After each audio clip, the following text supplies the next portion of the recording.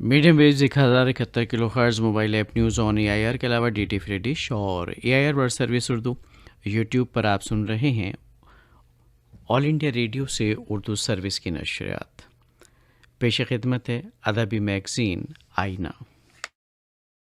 ادبی میگزین آئینہ کا ایک اور شمارہ لے کر آپ کا دوست نعیم حاضر خدمت ہے۔ آپ سبھی کو میرا آداب۔ دوستوں، اردو ادب کی تمام اصناف اپنے آپ میں بے مثال ہیں اور ایک سے بڑھ کر ایک ہیں، چاہے افسانوی ادب ہو یا پھر غیر افسانوی ادب۔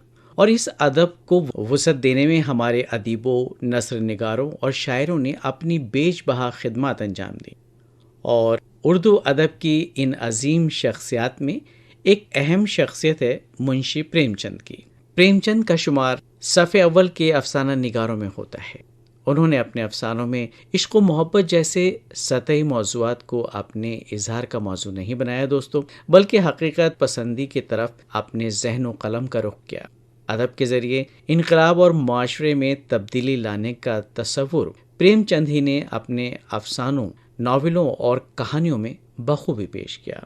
ان کی ادبی خدمات پر مزید روشنی ڈال رہے ہیں اپنی تقریر کے ذریعے ڈاکٹر عبدالقادر صدیقی۔ تو آئیے سنتے ہیں یہ تقریر، پریم چند کا ادب۔ میں ایک مزدور ہوں، جس دن کچھ لکھ نہ لوں مجھے روٹی کھانے کا کوئی حق نہیں۔ یہ خوبصورت الفاظ جس عظیم فکشن نگار کے زبان سے ادا ہوئے اسے دنیا پریم چند کے نام سے جانتی ہے۔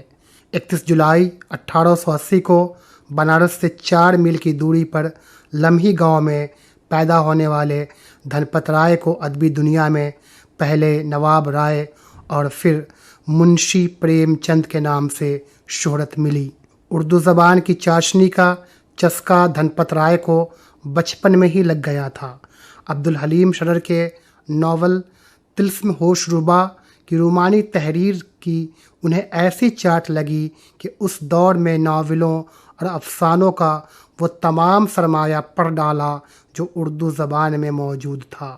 اپنی آپ بیتی میں بچپن کو یاد کرتے ہوئے پریم چند کہتے ہیں، اس وقت میری عمر کوئی 13 سال کی ہوگی، ہندی بالکل نہ جانتا تھا، اردو ناول پڑھنے کا شوقین تھا۔ عبدالحلیم شرر، پنڈت رتن ناتھ سرشار اور مرزا ہادی رسوا اس وقت کے ہر دل عزیز ناول نگار تھے۔ ان کی کتابیں جہاں کہیں مل جاتی، اسکول کی یادیں بھول جاتی تھی، ناول ختم کر کے ہی دم لیتا تھا۔ پریم چند کا حلیہ کچھ ایسا تھا کہ پریم چند خوش آواز آدمی تھے، کھلتی رنگت، درمیانہ قد اور چہرے پر گھنی مونچھیں تھیں۔ ہر پہلو سے نہایت سیدھے سادے آدمی تھے۔ پہلی دفعہ ان سے مل کر لوگوں کو تعجب ہوتا کہ یہی پریم چند ہیں۔ اجنبی ان کے دروازے پر آ کر خود ان سے پوچھتے کہ پریم چند کہاں ہے۔ انہیں توقع ہوتی تھی کہ پریم چند بڑے سنجیدہ اور رعبدار شخصیت کے حامل ہوں گے، نہ کہ ایک سیدھی سادی شخصیت، نہ رنگ، نہ روغن، نہ کوئی مجلس، نہ رکھ رکھاؤ، یوں کہیے کہ کسی کسان کا بیٹا معلوم ہوتے تھے۔ ان کی یہی سادگی بھری زندگی ان کی تحریری فکر میں بھی جھلکتی ہے۔ خیال رہے کہ 19ویں صدی کے آخر میں انگریزی ادب اور طرز معاشرت کی آمد سے ہندوستان میں ادب کی ایک نئی دنیا آباد ہونے لگی تھی۔ اس تبدیلی کا اثر اردو زبان اور اردو ادب پر بھی ہوا۔ اردو ناولوں میں کوہ قاف کی پریوں، محل کی شہزادیوں اور ان کی تلاش میں صحرا اور بیاباں کی خاک چھاننے والے شہزادوں کی جگہ اب نئے زمانے کے ہیرو اور ہیروئن نے لے لی تھی۔ طلسمات کی جگہ اب سین اور پلاٹ نے لے لیا تھا۔ اردو ادیبوں نے وہی لکھنا شروع کر دیا تھا جو اسکول اور کالجوں، یونیورسٹی کے انگریزی ادب کے نصابوں میں پڑھایا جانے لگا تھا۔ لیکن ان ناولوں اور افسانوں کا موضوع کیا تھا؟ وہی حسن و عشق کی داستاں، وہی آنکھوں کا لڑنا اور سفلی جذبات کا بھڑکانا۔ یوں کہیے کہ پرانی شراب نئی بوتل میں انڈیلی جا رہی تھی۔ اس وقت رومانی ادب اور رومانی تحریک کا زور تھا جب منشی پریم چند دبے پاؤں اردو ادب میں داخل ہوئے تھے۔ ان کی آمد کا نہ کوئی شور ہوا، نہ کوئی ڈنکا بجا اور جب گئے تو اردو ادب کا کچھ اور ہی رنگ تھا۔ پریم چند نے اردو ادب کے دھارے کو ہی موڑ دیا تھا۔ انہوں نے ادب کو چلمن کی تاک جھانک، زہر عشق فلسفہ، لب و رخسار اور بوس و کنار اور سفلی جذبات کے تخیلاتی منظرنامے سے نکال کر گاؤں کی پگڈنڈی، کھیت کھلیان، چوپال اور جھگی جھوپڑی والی حقیقی زندگی کا آئینہ دار بنا دیا۔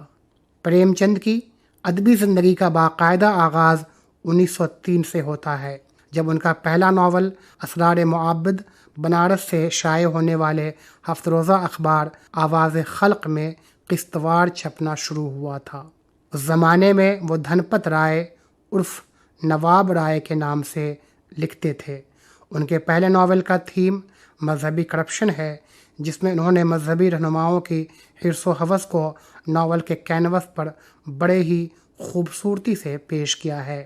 ان کے دوسرے ناول کشنا کا موضوع معاشرتی خرابی ہے، جس میں انہوں نے عورتوں کی زیور پرستی اور فضول خرچی پر طنز کیا ہے۔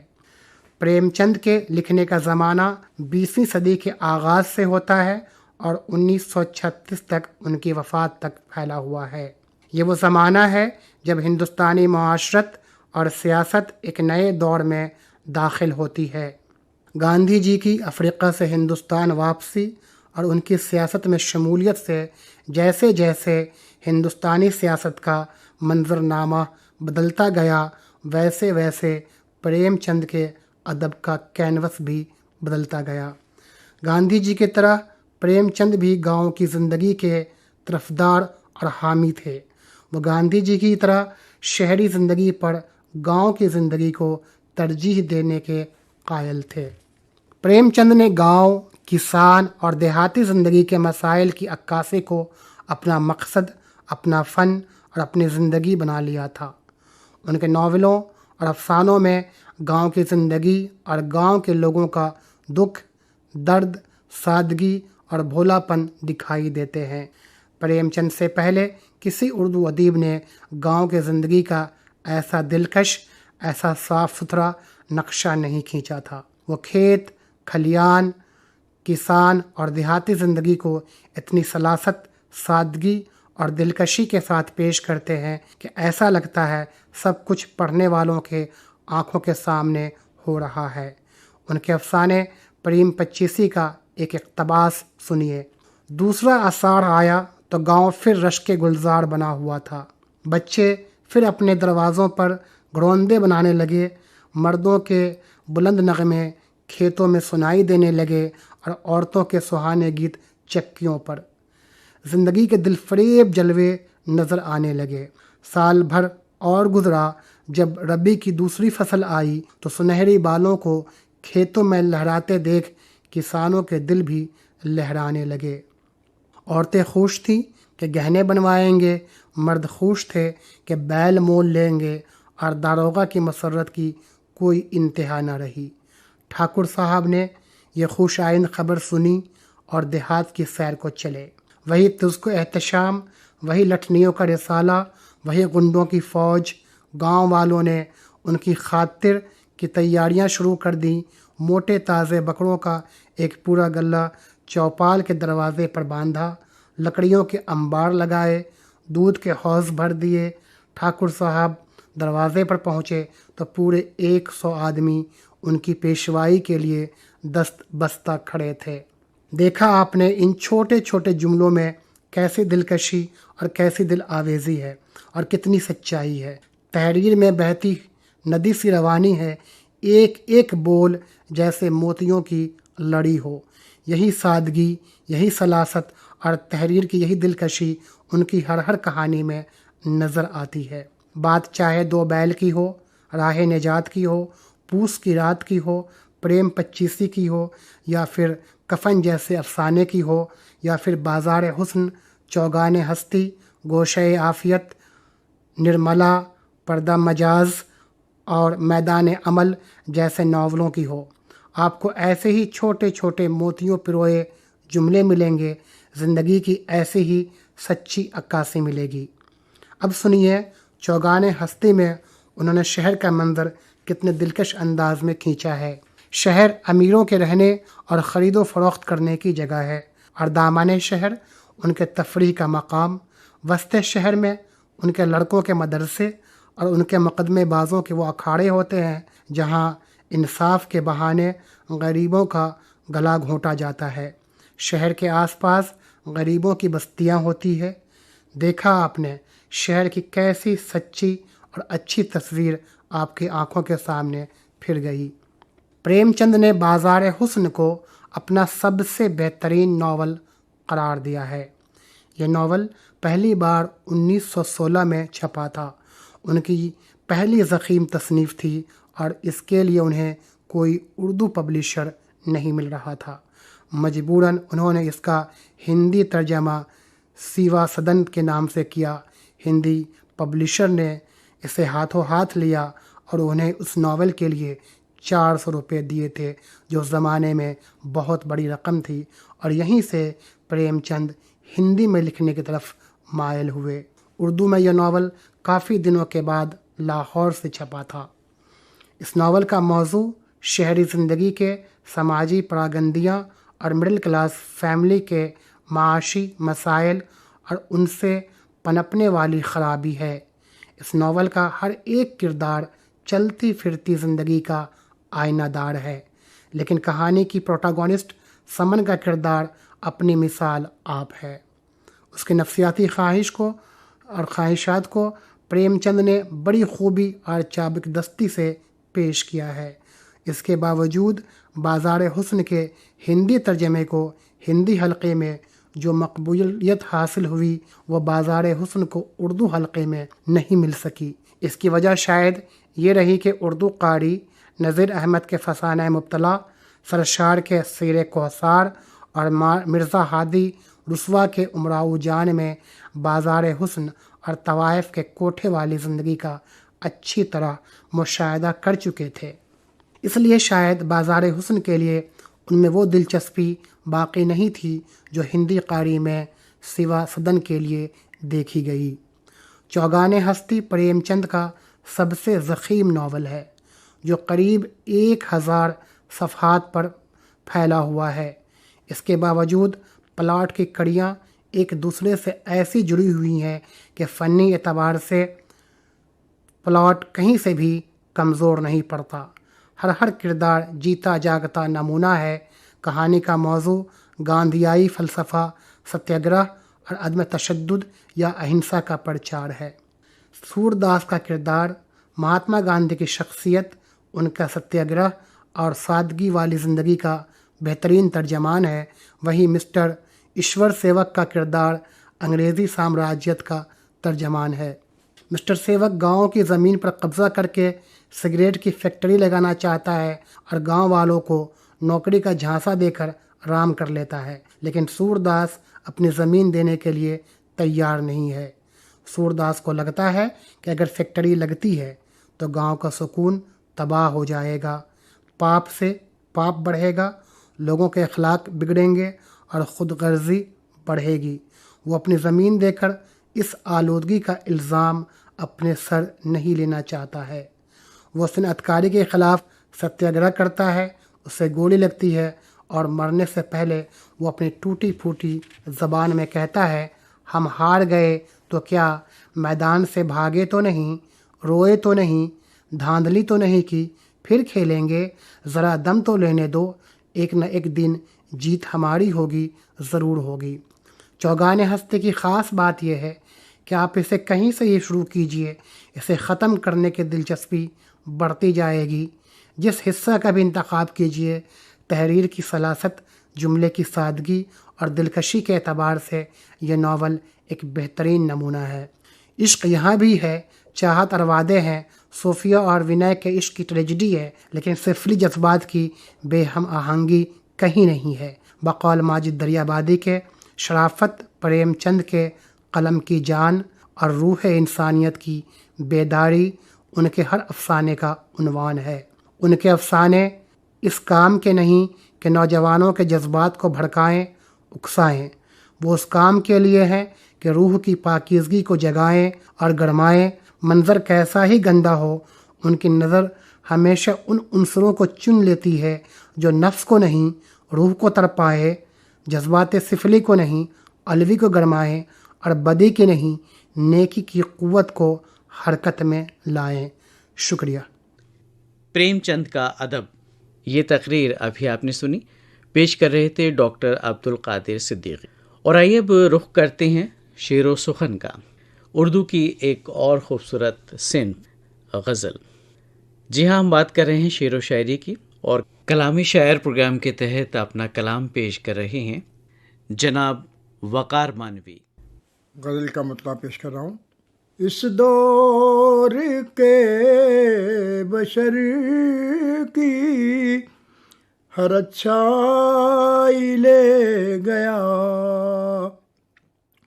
اس دور کے بشر کی ہر اچھائی لے گیا، شہرت کا شوق جانب رسوائی لے گیا، شہرت کا شوق جانب رسوائی لے گیا۔ غزل کا شعر پیش کر رہا ہوں۔ کیا دیکھے آئینہ بھی کہ وہ آئینہ جمال، کیا دیکھے آئینہ بھی کہ وہ آئینہ جمال، ہم سے ہمارا ذوق خدا رائی لے گیا، ہم سے ہمارا ذوق کیا ڈھونڈتی پھرے ہے یہ بلبل چمن چمن، کیا ڈھونڈتی پھرے ہے یہ بلبل چمن چمن، رعنائی تو وہ پے کرے رعنائی لے گیا، رعنائی تو وہ پے کرے رعنائی لے گیا۔ شعر کر رہا ہوں۔ کیا دن تھے وہ کہ ہم تھے، کیا دن تھے وہ کہ ہم تھے، سجائے دکان دل، اور جو بھی چیز جس کو پسند آئی لے گیا، اور جو بھی چیز جس کو لے جاتا تیرا، لے جاتا تجھ سے تیرا، شناسا بھی اور کیا، لے جاتا تجھ سے تیرا، شناسا بھی اور کیا، بس یہ کہ دل پہ داغ شناسائی لے گیا، بس یہ کہ دل پہ داغ۔ غزل کا شعر دیکھیں۔ پوچھو نہ کیا گزر گئی اعصاب پر میرے، پوچھو نہ کیا گزر گئی اعصاب پر میرے، انگڑائی لینے والا تو انگڑائی لے گیا، انگڑائی لینے والا تو انگڑائی لے گیا. دلکش حسین یادوں کا گلدستہ دے کے وہ، دلکش حسین یادوں کا گلدستہ دے کے وہ رچ بس چکی تھی مجھ میں جو تنہائی لے گیا. رچ بس چکی تھی مجھ میں جو تنہائی لے گیا. مختص کر رہا ہوں. آنکھوں کے طاق چہرے پہ چسپاں ہے اے وقار. آنکھوں کے طاق چہرے پہ چسپاں ہے اے وقار. رونا مگر یہ ہے کوئی بھی نائی لے گیا. رونا مگر یہ ہے کوئی بھی نائی لے گیا. اس دور کے بشر کی ہر اچھائی لے گیا. شہرت کا شوق جانب رسوائی لے گیا. غزل کا دوسری غزل کے شعر پیش کر رہا ہوں، عرض کر رہا ہوں. مطلب ہے کہ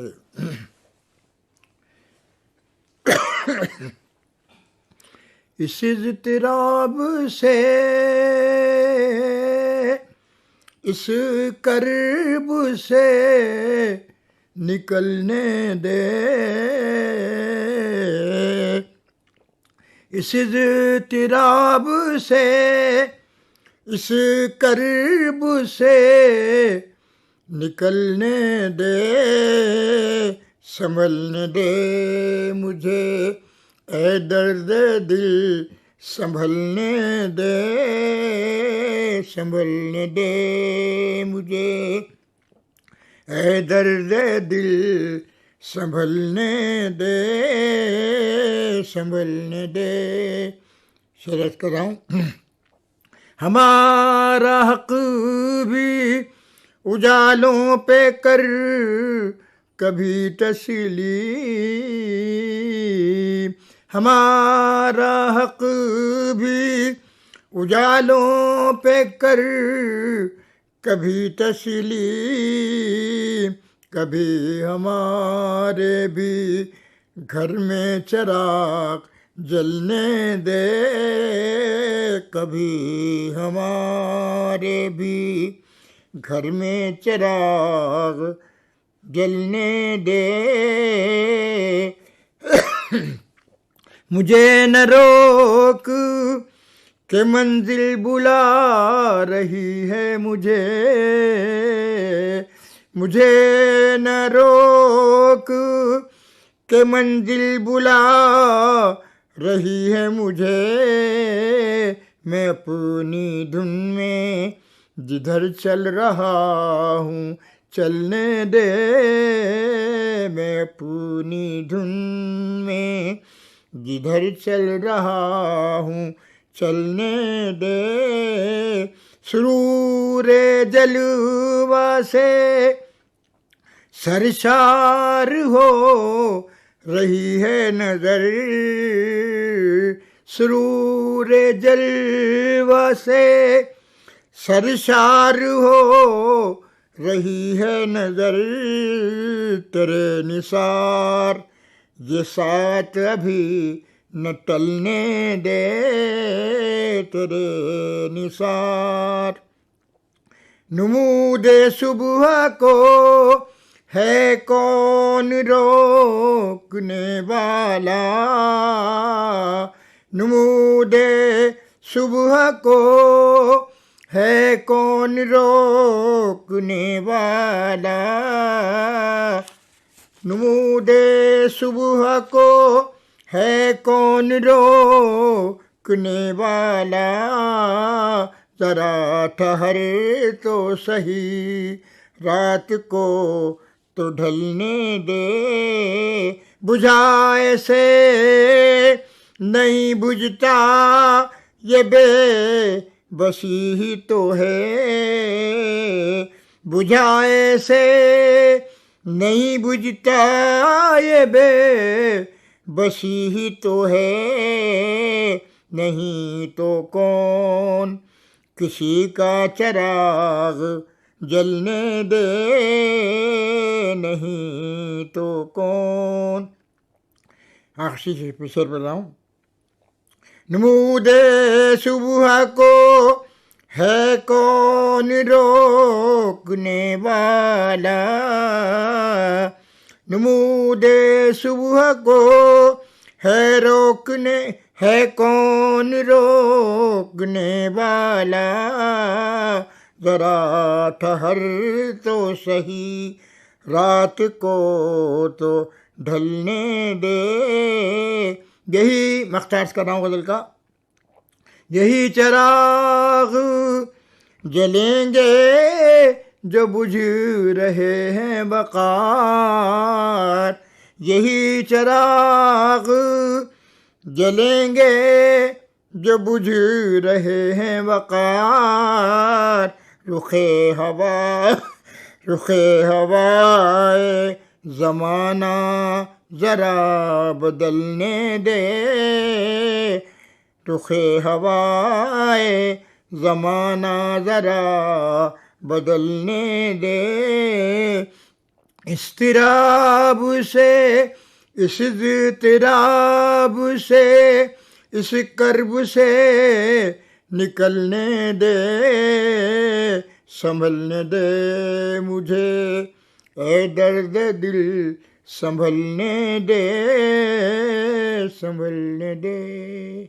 ابھی آپ جناب وقار مانوی کے کلام سے محظوظ ہو رہے تھے۔ تو سامعین، یہ تھا ادبی میگزین آئینہ کا آج کا شمارہ۔ آئندہ کسی پروگرام میں آپ سے پھر ہوگی ملاقات۔ تب تک کے لیے اپنے میزبان نعیم کو دیجیے اجازت۔ خدا حافظ۔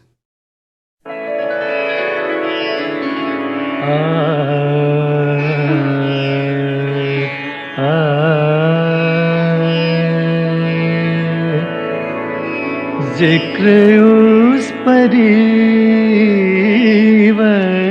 کا اور پھر بیان اپنا، ذکر اس پریوش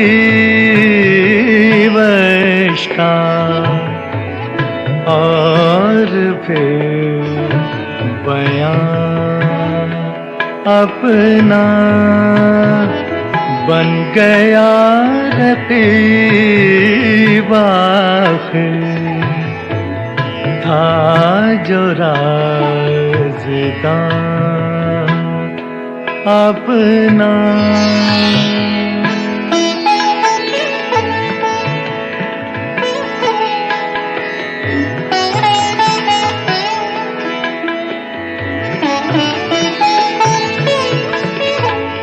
منظر ایک بلندی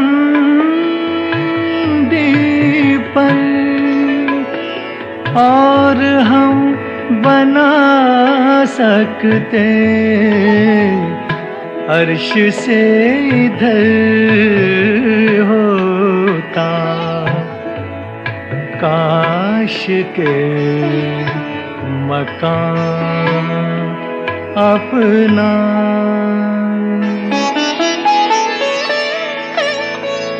درد دل لکھوں کب تک، جاؤں ان کو دکھلا دوں، انگلیاں فگار اپنی خامخوں چکان اپنا۔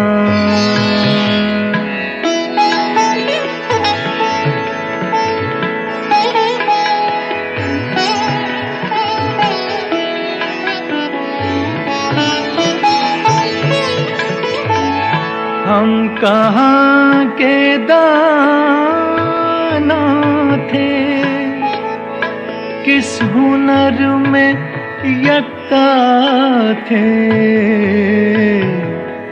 بے سبب ہوا دشمن غالب آسمان۔